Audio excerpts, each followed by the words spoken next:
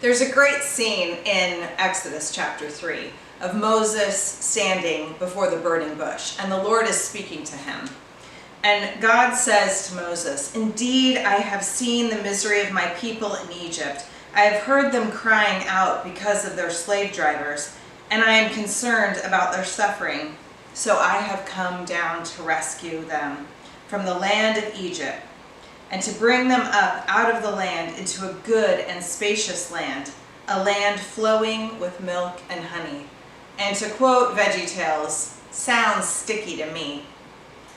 There's this idea of God calling his people out of terrible situation, out of slavery, and bringing them to this promised land, to this land where there are fields and vineyards, where there is fruit and vegetation, there are animals, there are everything that they need provided for them, that they did not plant, that they were not harvesting, but that they were going to get the reward of this place. And I know a lot of people have been talking about how abysmal 2020 has been, and yet the Lord has a deep message for us as we cry out to him in whatever slavery idea that we've had this year and maybe in our lives. The overall picture is God calling and God saying to you, I have so much more for you. I don't have just getting by. I have abundance for you. I have a land flowing with milk and honey. Something sweet, something extra. And so today we're going to do something sweet, flowing with milk and honey. One of my favorite things to eat during the holidays is crème brûlée. Okay, for this recipe you don't need a ton of things. You need honey, right, and milk, and cream, heavy whipping cream. You need kosher salt, egg yolks, vanilla, and sugar. Okay, so gather your ingredients. Now here's the little tip for you. Always make sure you have all your ingredients before you start. Many a time I've been caught and been unable to finish a recipe and had to run out to the store. So make sure that you get your stuff. All right, so what we're going to do is we're starting off with our heavy saucepan, and we're going to measure out 3/4 of a cup of honey. And yes, this is raw, gorgeous honey from our bees. This is a fun measuring cup I'd like to show you. Basically, it has all the gradations of measuring on the side, and you push down into the measurement that you want. So here we're looking for 3/4 of a cup. Now, I've actually made this recipe before, and it was too sweet, too much honey flavor. So I'm actually going to back that up, and we're going to put in 2/3 of a cup. Okay, so my honey is full to the top. Now I'm just going to turn this over, and you push the plunger down, and it scrapes the sides for you. It's pretty cool. And then you just scrape the top to get all that honey in there. Okay, this recipe actually calls for 1 whole vanilla bean. They're like $1 million each, so don't worry, because 1 vanilla bean is equivalent to 1 teaspoon of liquid vanilla. So again, use pure vanilla. Make sure you have good quality vanilla and not imitation. You definitely can taste the difference. Okay, so I'm adding my 1 teaspoon, and then I'm going to turn my heat on to medium. And I'm going to be cooking this for about 5 to 8 minutes. The recipe says until the honey turns dark brown and almost smells like it's burning. My honey already is dark brown, so I'm going to have to use my nose. Okay, as you can see, I have a lot of bubbling going on. That is just about right. It's been about 5 minutes. So I am going to slowly add my cream. See in there?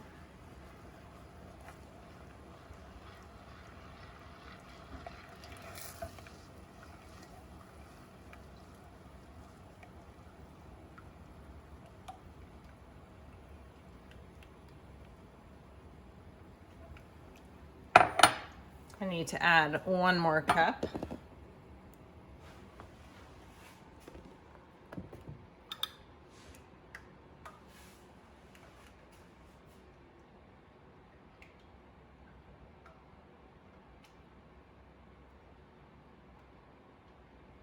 And then I'll add 1 cup of milk. I prefer raw milk. You can get this at Sprouts. And that was 1 cup of milk. So you can notice the color, it's kind of a very, very light mocha color. It is that dark because of the dark richness of the honey and the vanilla. Don't worry if you have a creamy, custardy look. It's coming because the eggs will be in there soon. Okay, so we have all the milk and the cream. Now I'm gonna just take a minute. So to my egg yolks, I'm going to add my salt. And it calls for kosher salt and 3/4 teaspoon of kosher salt. And then I'm gonna whisk that together. Look at those yolks. This is the other benefit or detriment, depending on what you think about pasture-raised chickens. The yolks are substantially darker than maybe store-bought ones. I'm going to add our yolks as I'm whisking.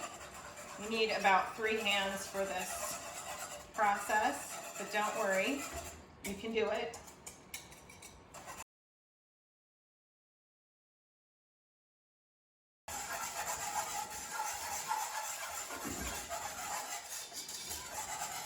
Okay, so I have it all incorporated. The heat is off. I've whisked it. And now I'm going to actually pour it through a strainer. We're gonna get any particles or pieces out. We really want a nice, smooth custard. This is a fine mesh sieve.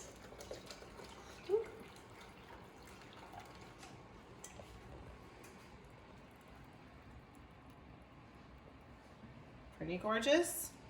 And not too much sludge, but a little bit. So it's good keeping that out of your custard. Okay, so I have actually lined this large baking dish with a towel. I'm gonna place my ramekins in here. It's kind of a little bit of a struggle just to get them flat. Okay. And we'll have 8 ramekins. And just position them. You can move them around a little bit so that they're sitting flat and on the towel. The reason for the towel is so that they don't shift around. We're actually going to be adding hot water to this as well, so that the custard is completely bathed in hot water as it cooks.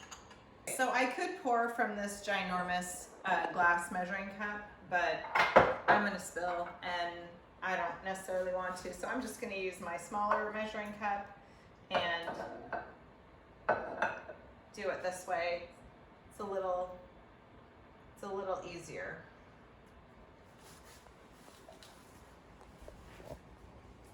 So I've preheated my oven to 300 degrees and I'm actually gonna open this and take the whole thing over here before I do the next step. Okay, I find it's easier to set it in the oven before I pour the boiling hot water. Okay, so our water is boiling, and be careful to not get the water inside of your ramekins, but just pour it along the open spot.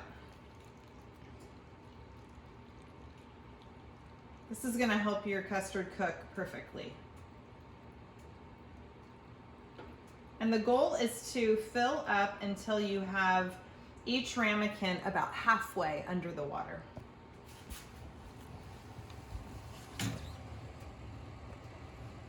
You might have to keep filling a little bit because obviously the towel is soaking up some of that water.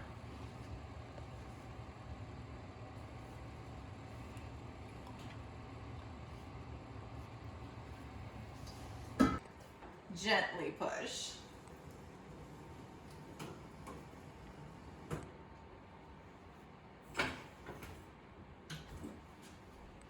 Okay, so you're gonna let that cook until the edges of the custard are set. The middle is still gonna be a little bit jiggly. That's gonna take 65 to 75 minutes. So be patient and make sure you check it. It's worth the wait.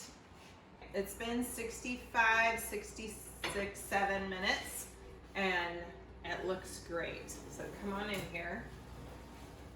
So as you can see, it's cooked around the edges and it's still jiggly. So jiggly's okay. All right, so now what you want to do is very carefully take this out. This is boiling hot, everything. So be very careful when you're doing this. Okay, you're gonna want to remove each and every ramekin from its container. You're gonna want to let this set out for 1 hour until it comes to about room temperature, and then chill it for 2 hours before you eat it. Okay, so we have our creme brulee that has been chilled, and again, I told you could make these even several days ahead of time. So it's nice and cold, and you can see still has that gorgeous color. So now this is the fun part. You need about a teaspoon of sugar, and you're going to just dust that on the top, and I'll get a good view of that.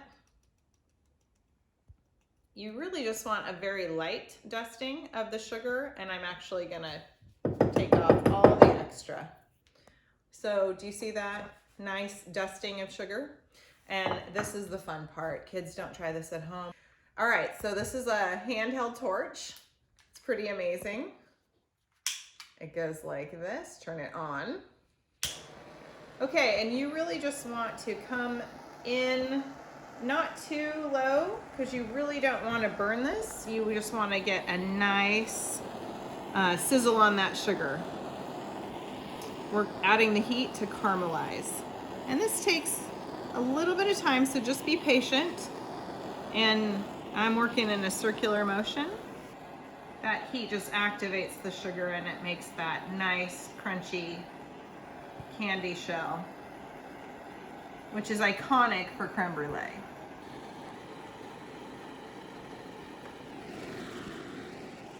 So making your creme brulee, it's a little bit like how you like your marshmallows.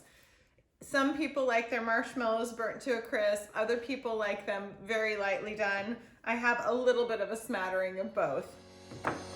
So that's how you make your creme brulee.